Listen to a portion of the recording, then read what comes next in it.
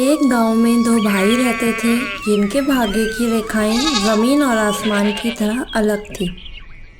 बड़ा भाई धर्मपाल गांव का सबसे बड़ा जमींदार था। उसकी आलीशान हवेली, नौकर चाकर और धन दौलत की चकाचौंध पूरे गांव को चौंधिया देती थी। उसकी पत्नी शारदा अपने रुतबे पर बेहद घमंड करती थी। वहीं उसका छोटा भाई रामलाल अपनी पत्नी और चार बेटों गोपाल, मोहन, सोहन व किशन के साथ एक टूटी फूटी झोपड़ी में कठिन गरीबी में गुजारा कर रहा था। हर सुबह रामलाल के घर का एक मंजर जो उनकी पत्नी पार्वती सूरज निकलने के बाद भी बेटों को जगाने के लिए संघर्ष कर रही होती थी। अरे ले ले ले रे, अरे देखो तो दिन निकला है लेकिन साहबजादे हैं कि अभी तक सो रहे हैं। अरे ओ गोपाल, ओ मोहन, उठ जाओ तुम सब। अरे दिन निकला है, तुम्हारी सुबह कब होगी? सूरज सर पर आ गया है और तुम लोगों अभी तक सो रहे हो। अरे काम पर नहीं जाना क्या? अम्मा बस 5 मिनट और। कहाँ काम रखा है गांव में? बेकार में इतना जल्दी क्यों उठा रही हो?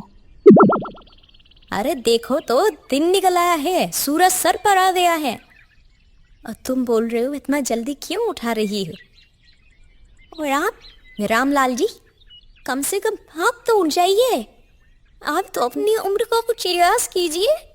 आपको मैं छोटे मोटे काम नहीं देखा। जैसा बाप तो वैसी औलाद। इन बाप बेटों ने तो मुझे कहीं का नहीं छोड़ा। इसी आदत ने हमारा घर बर्बाद कर दिया।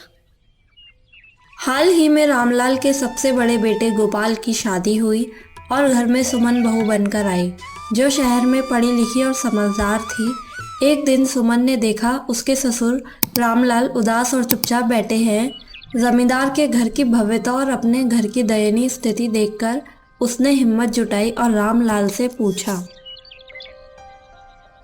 बाबूजी मुझे एक बात पूछती है, अगर आप बुरा न माने तो। हाँ बेटी, पूछो, क्या बात है? महर सब कहते हैं कि जमींदार धर्मपाल जी हमारे ही रिश्तेदार हैं, आपके बहन भाई हैं। क्या ये सच है? हाँ बेटी, वो मेरा ही बड़ा भाई है। तो बाबूजी, उनके और हमारे जीवन में इतना फर्क क्यों? हम तो वक्त की रोटी के लिए भी मोहताज हैं और उनके यहाँ पे इतने नौकर चाकर, आलीशान कोठी, बंगला, गाड़ी सब। क्या हमसे ही जाने अनजाने में कोई गलती हुई है? अब बेटा, हमारी किस्मत ही खराब है। भगवान ने हमारे नसीब में यही गरीबी लिखी है। सुमन ने ससुर की आंखों में झांका और तुरंत समझ गई कि यह किस्मत नहीं बल्कि वर्षों का आलस्य है जिसने उनके भाग्य को बांध रखा है। उसने मन ही मन इस आलस की जंजीर को तोड़ने का संकल्प लिया। अगली सुबह सुमन ने घर के सभी पुरुषों को आंगन में इकट्ठा किया। मैं आज एक अटल नियम बनाती हूँ और इसे तोड़ने की हिम्मत कोई नहीं करेगा। आज से जो भी इस घर की तहरीर से बाहर जाएगा वह खाली हाथ ही लौटेगा। उसे मेहनत कर भी होगी और घर के लिए कुछ न कुछ उपयोगी चीज लानी ही होगी। खाली हाथ घर में लौटना सख्त मना है। अब दूसरा बेटा मोहन, जो सबसे ज्यादा आलसी था, बेचैनी से हिल उठा। अरे अरे, लेकिन भाभी, आप ये क्या कह रही हैं? हमें रोज रोज कहाँ काम मिलता है? और क्या आप चाहती है कि हम चोरी चकारी करें? मैंने चोरी चकारी करने की बात नहीं की, मैंने मेहनत करने के लिए कहा है। वो कोई जरूरी तो नहीं कि वो महंगी वस्तु ही लाए। अपनी मेहनत से कोई एक लकड़ी, फन कुछ भी लेकर आ सकता है। लेकिन हम रोज क्या लाएंगे? ये शहर तो नहीं है और हमें रोज रोज रोजगार भी नहीं मिलता। काम ढूंढने से मिलता है। तीसरा और चौथा बेटा सोहन और किशन, जो थोड़े आशावादी थे, आपस में फुसफुसाए। बात तो भाभी सही कह रही है, हाथ पैर चलाने में हर्ज ही क्या है? हाँ, कम से कम शाम में माँ को रसोई के लिए लकड़ी तो मिल ही जाएगी। परिवार ने पहली बार बहू की बात मानी। वह आलस्य छोड़कर छोटे मोटे काम करने लगे, जिससे न सिर्फ घर की जरूरतें पूरी होने लगी बल्कि उनके आत्मसम्मान की भावना भी जागने लगी। गांव की दूसरी छोर पर धन दौलत की चकाचौंध थी। जमींदार धर्मपाल दिवाली की भव्य तैयारियों में डूबा था। उसने अपनी पत्नी शारदा को रिझाने के लिए एक विशाल 9 लाख का हीरो का हार भेंट किया।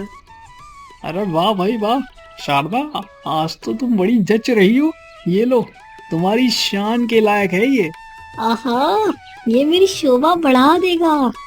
आहा, कितना सुंदर लग रहा है ये। पूरे गांव में दूसरा हार किसी के पास नहीं होगा। ये 9 लाख का हार मैं सिर्फ तुम्हारे लिए लाया हूँ।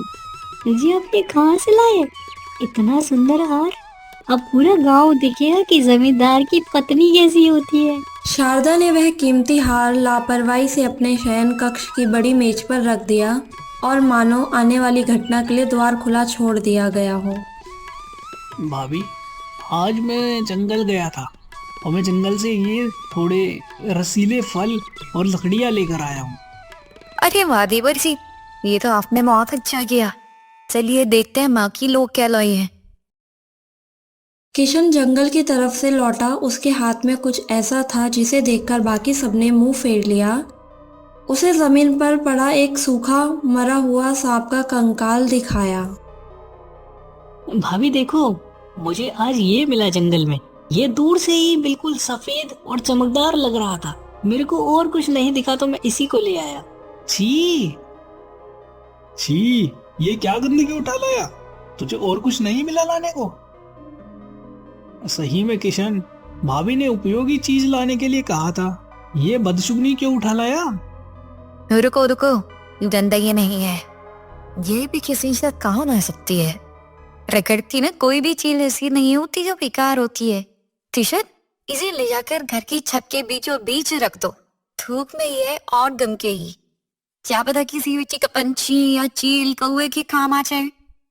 किशन ने खुशी खुशी वैसा ही किया। परिवार के बाकी सदस्य सुमन के इस अजीब फैसले पर आपस में कानाफूसी करते रहे। उधर जमींदार धर्मपाल की पत्नी शारदा का 9 लाख का हार उनके शयन कक्ष की मेज पर खुली खिड़की के पास ही रखा था। किसी को अंदाजा नहीं था कि रात के अंधेरे में क्या होने वाला है। अगली सुबह जब परिवार उठा तो सबसे पहले किशन भागा आया। उसने आंखें खुली की खुली थी। अरे भाभी, अरे भाभी कहाँ हो? अरे छत पर देखो, चलो जल्दी चलो। रुको, आई अभी। अरे भाई क्या हो गया? इतना शोर क्यों मचा रखा है?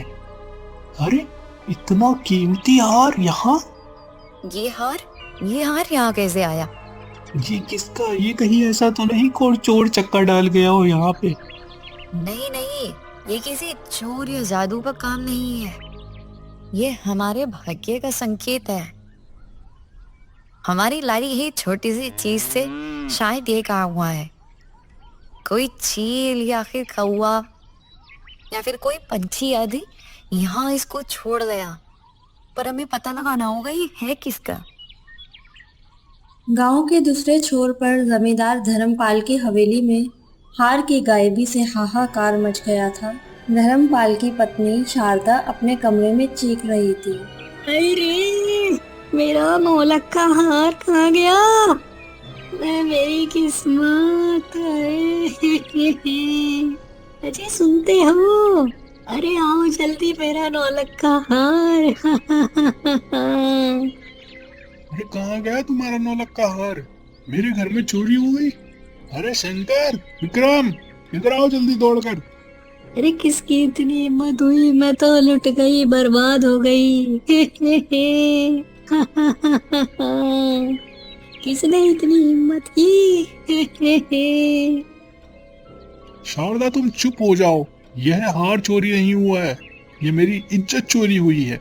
धर्मपाल का चेहरा गुस्से से लाल था। उसकी आंखों में अपमान की आग थी। उसने तुरंत अपने खास आदमियों को इकट्ठा किया।